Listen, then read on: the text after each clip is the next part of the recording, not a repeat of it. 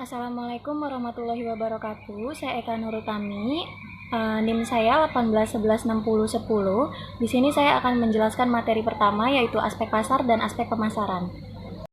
Poin pertama adalah latar belakang ide bisnis. Hijab itu adalah kerudung wanita yang menutupi kepala dan sebagian wajah dari wanita. Di mana sekarang ini hijab telah menjadi sebuah tren mode di tanah air sehingga kaum wanita tidak bosan lagi untuk menggunakan hijab karena begitu banyak model dan bahan yang bervarian baik untuk kalangan anak-anak maupun lansia. Nah, melihat begitu pesatnya perkembangan dunia hijab, bahkan saat ini hijab juga menjadi salah satu fashion yang sangat diminati oleh kaum wanita terutama muslim agar dapat tampil lebih menarik.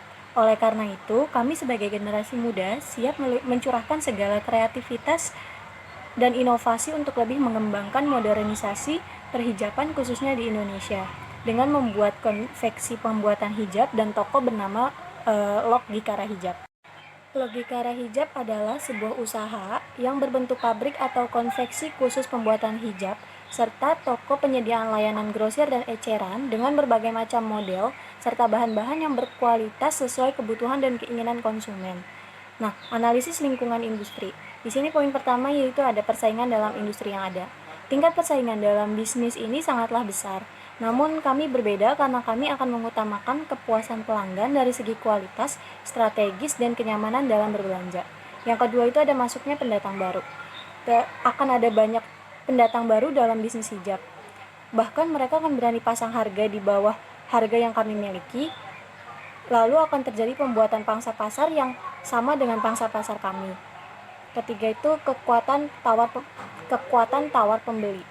Banyaknya usaha hijab yang telah berkembang dan bahkan pendatang baru itu akan sangat mempengaruhi terhadap keberhasilan kami. Tetapi pembeli Logikara Hijab berasal dari berbagai kalangan dan akan cenderung stabil di pasaran sehingga dapat dijangkau oleh kalangan menengah ke bawah dan ke atas. Selain itu, Logikara Hijab juga akan mengadakan program flash sale pada reseller ataupun pada pembeli di e-commerce. Pada periode tertentu, pertumbuhan pasar yang cepat tidak akan membuat sulit untuk mencari pembeli, dan pembeli akan datang sendiri ke toko atau ke e-commerce yang kami sediakan. Dan yang terakhir, poin terakhir itu ada kekuatan tawar pemasok. Karena begitu banyak varian bahan hijab yang kami gunakan, maka kami akan menjaga hubungan baik dengan para pemasok.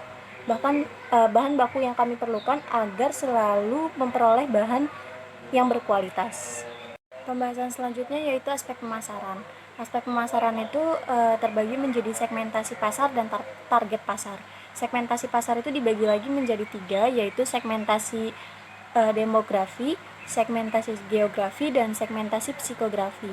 Segmentasi demografi itu terbagi lagi menjadi jenis kelamin dan usia. Jenis kelaminnya itu produk kami mentargetkan untuk wanita karena tidak bisa dipakai oleh laki-laki. Lalu usianya itu dari kalangan anak-anak, remaja, dewasa, hingga lansia. Untuk segmentasi geografinya itu di berbagai wilayah, yaitu DKI Jakarta, Jawa Barat, Jawa Tengah, dan Jawa Timur. Lalu untuk segmentasi psikografinya, yaitu kelas sosial, dapat dinikmati dari kelas bawah sampai hingga kelas atas. Untuk target pasarnya itu, target dan sasaran dalam bisnis hijab ini dilakukan dengan cara mengidentifikasi segmentasi pasar yang tadi saya sebutkan. Nah, untuk posisi pasar, ada bauran pemasaran. Bauran pemasaran itu terdiri dari produk yang tadi kami sebutkan, yaitu ciput hijab, hijab instan, hijab segi 4, hijab pasmina, hijab syar'i, dan hijab bergo. Untuk harganya sendiri tadi sudah saya sebutkan juga, ciput hijab 15.000, hijab instan 35.000, hijab segi 4 45.000, hijab pasmina 55.000, hijab syar'i 75.000, dan hijab bergo 35.000. Untuk promosinya ini kami membuka event 3 bulan sekali, lalu menggunakan media iklan ya melalui Instagram, Facebook, Line, dan lain-lain. Terus juga kami akan membuat official web store dan tentunya diskon untuk pembeli di atas 1 kodi. Terus untuk place-nya atau tempat produksinya ini berlokasi di Depok, di Jalan Depok Raya nomor 12 yang dekat dengan pasar dan pengiriman. Baik, sekian penjelasan dari saya. Wassalamualaikum warahmatullahi wabarakatuh. Saya Mahfi Rostiati dengan NIM 18116039. Nah, kali ini saya akan menjelaskan 3 aspek dari perusahaan kami. Yang pertama, aspek resiko, yang kedua aspek AMDAL, dan yang ketiga aspek keuangan. Nah, untuk aspek resiko sendiri, di sini kita ada beberapa resiko yang mungkin akan terjadi di dalam operasional perusahaan kita dari awal sampai akhir. Nah, yang pertama yaitu produk yang kurang menarik atau kurang minat bagi konsumen. Dalam artian bahwa setiap konsumen itu mempunyai selera yang berbeda-beda. Nah, ketika mereka melihat produk kita tidak sesuai dengan selera mereka, maka mereka tidak akan mau menggunakan produk-produk yang kita buat. Dalam artian produk kita tidak akan laku di pasaran. Yang kedua, hijab yang kadaluarsa. Di mana kadaluarsa ini dalam artian bukan berarti produk kita rusak ataupun produk tidak bisa digunakan. Nah, di sini kadaluarsa dalam artian produk itu tidak sesuai dengan standar toko ataupun gudang. Di mana ketika produk ini tidak pada saat zamannya kita produksi, maka daya minat konsumen itu akan turun karena kualitas produk tidak memadai itu. Nah, lalu resiko yang ketiga adalah dari segi modal usaha. Nah, kita tahu ya bahwa produk yang kita produksi itu sangatlah beragam. Salah satunya adalah hijab lukis, di mana hijab lukis ini memang tidak memerlukan modal yang terlalu besar, tetapi juga bisa memerlukan modal yang relatif kecil.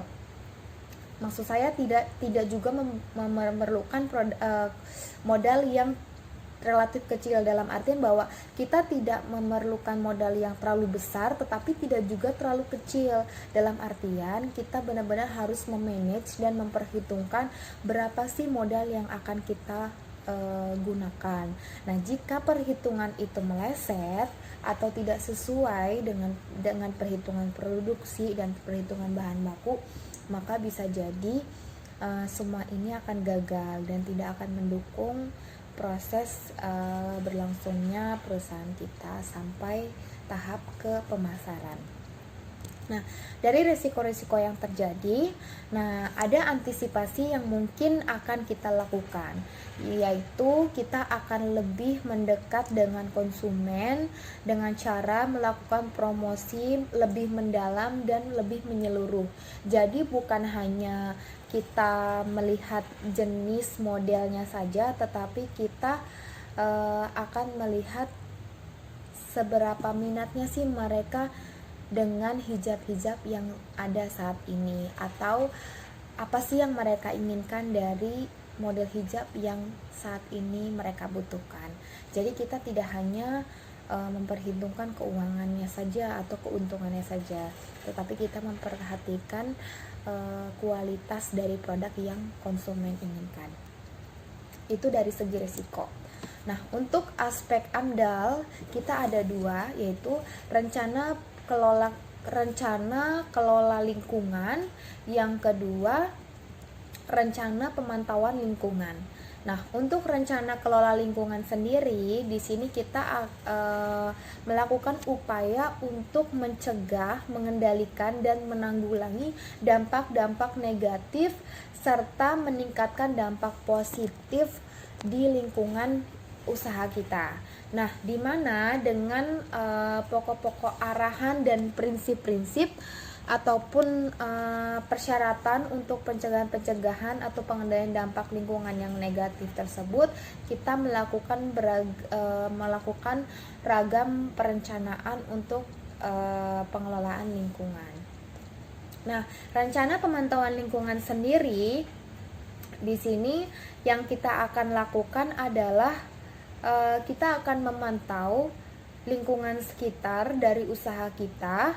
Nah, selanjutnya kita akan teliti lebih jauh dampak-dampak apa saja sih yang akan kemungkinan terjadi di kemudian hari yang akan mengakibatkan aktivitas atau kegiatan kita akan terhambat, serta kita akan memperhatikan sekali surat izin yang kita perlukan agar semuanya berjalan dengan lancar.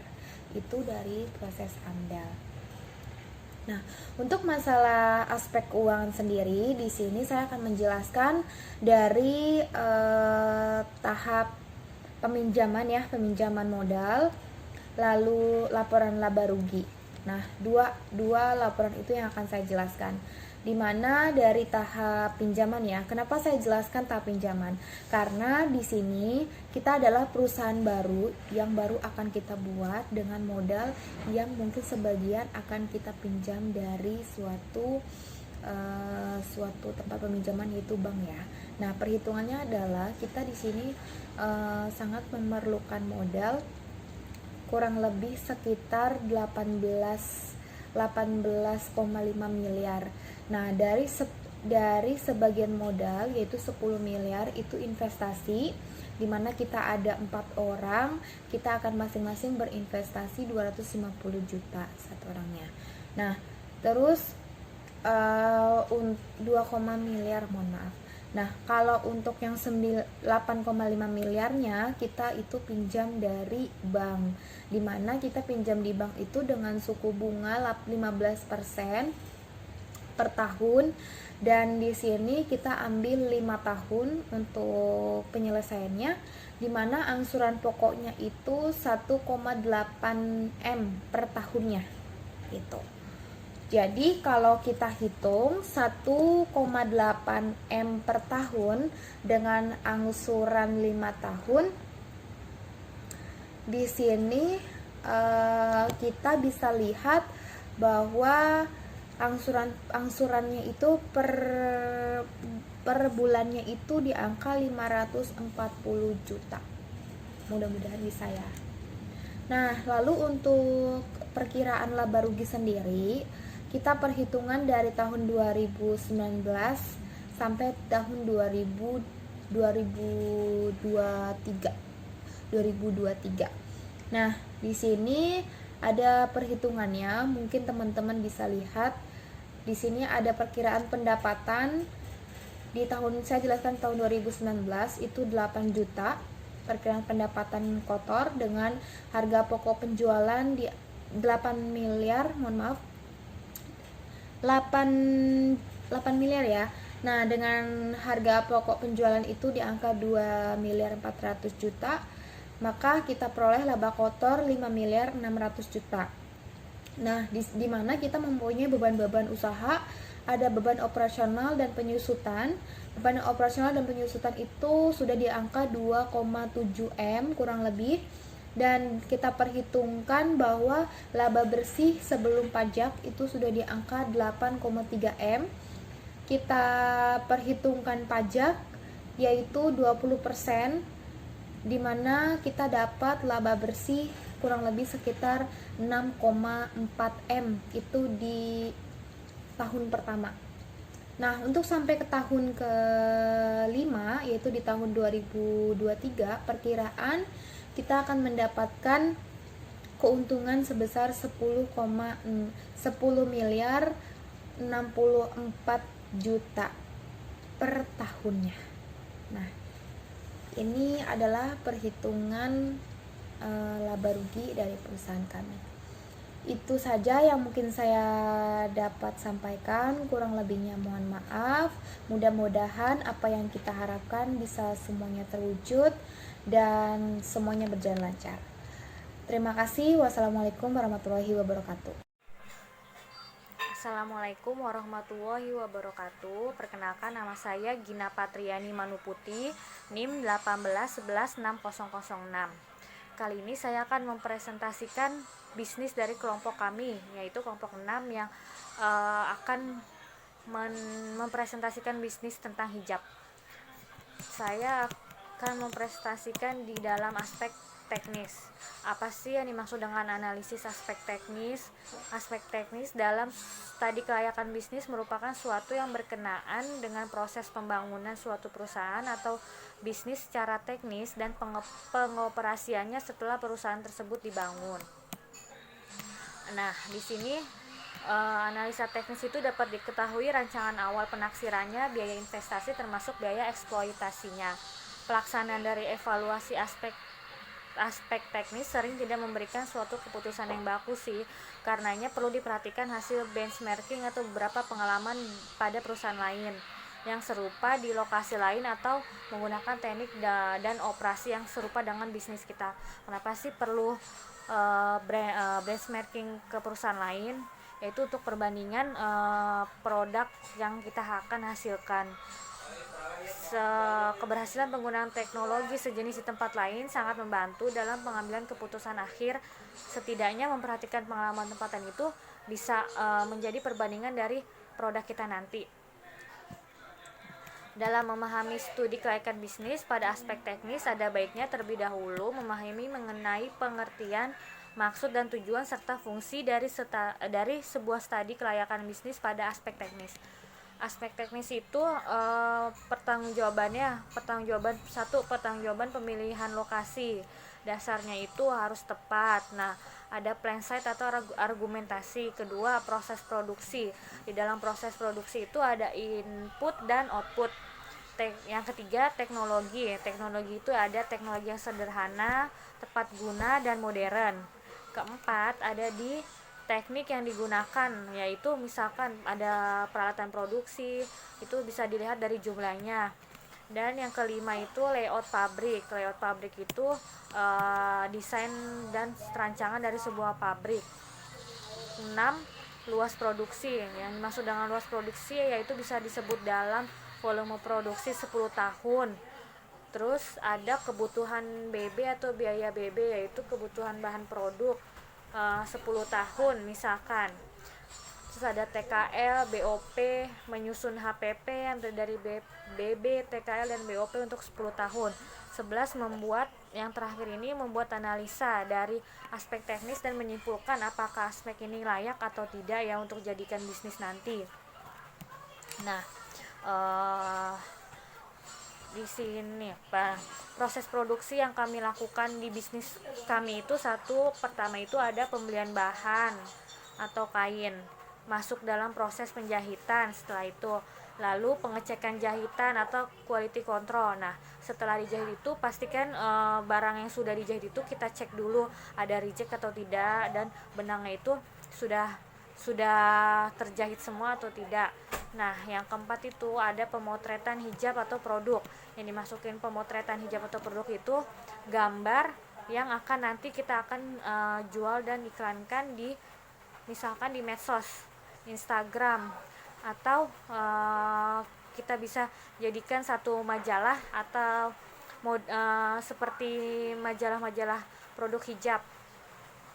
Dan ada pengeditan atau penamaan hijab. Nah, dimaksud dengan pengeditan atau penamaan hijab ini kita membuat tag harga atau tag label dan memilihkan nama hijab apa sih yang cocok untuk produk bisnis kita agar mudah diingat orang lain dan mungkin namanya akan unik.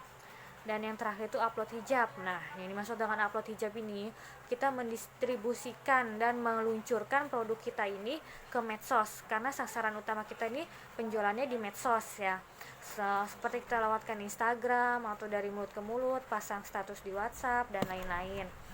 Nah, yang selanjutnya ada di aspek manajemen dan SDM. Di aspek manajemen dan SDM ini ada perencanaan peramalan SDM berdasarkan fungsi tingkat jabatan di perusahaan bisnis kita nanti. Nah, SDM itu aspek manajemennya pertama itu tertingginya ada di direktur. Yang kedua ada manajer, staff, non-staff. Nah, di dalam perusahaan itu ada bagian divisi keuangan, HRD, personalia, operasional, SDM, produksi, dan lain-lain. Nah, di situ kita tentukan dia jumlah kebutuhan manajemen SDM kita itu kita perlu berapa banyak sih, dan kebutuhan yang kita butuhkan itu berapa SDM yang kita perlukan. Nah, posisi paling atas itu ada direksi utama, direktur, manajer, divisi-divisi lain dan stafnya. Slide berikutnya ada perencanaan atau peramalan berdasarkan fungsi tingkat pendidikan. Nah, di dalam bisnis kami ini tingkat pendidikan terendahnya itu SMA atau SMK. Nah, untuk strata paling tingginya S2, S1, D3 dan SMA SMK. Di situ untuk bagian keuangan kami tuh memilih untuk ada pendidikan paling paling rendahnya itu pendidikannya minimal S1. HRD itu minimal S1, personalia minimal S1 dan bagian operasional itu minimal D3. Untuk SDM D3 juga dan produksi S1. Dalam perusahaan kami ini produksi ada minimalnya di pendidikan SMA dan SMK. Untuk yang divisi lainnya tidak ada minimal SMA SMK-nya. Setelah dalam perencanaan peramalan ada perkiraan biaya SDM atau berdasarkan tingkat jobnya. Misalkan biaya rekrutmennya untuk direktur, biaya untuk pembayaran salary-nya misalkan di root 5 juta. Tapi kami di sini untuk direktur utama bisnis kami salary per bulannya itu dikasih 5 juta. Dan untuk gaji 5 juta sampai dengan 20 juta. Untuk manajer 10 juta, staff 4 juta 200 dan non staff itu maksud dengan non staff itu tidak tetap atau masih terikat kontrak 3 juta 900 dengan tunjangan, biaya pelatihan, biaya pengembangan dan jumlahnya. Hitungan per orang ini kita hitung dalam 1 bulan. Nah, setelah kita menghitung gaji sesuai dengan kebutuhannya dengan tingkat pemasukan hasil dari bisnis kita, perusahaan itu akan berjalan dengan sehat dan mungkin syukur-syukur ya tidak ada gulung tikar dan lain-lain. Sekian mungkin sekilas dari presentasi dari saya ya, nggak banyak-banyak. Cukup sekian dan terima kasih. Wassalamualaikum warahmatullahi wabarakatuh. Selanjutnya akan ditampilkan presentasi oleh teman saya. Terima kasih.